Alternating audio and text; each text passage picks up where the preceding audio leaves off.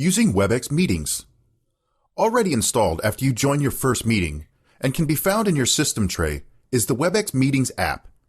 Starting from the bottom, you have the ability to connect to a device if your company has Cisco proximity video devices installed. Next up, you can see your upcoming meetings, or even start one you are hosting. Click the calendar icon to select other dates. Above that, you can use the search box to find a recent personal room or to enter a meeting number, meeting link, video address, or the host's personal room ID. Select Schedule to display a blank appointment from Outlook. This same method can be performed directly from Outlook.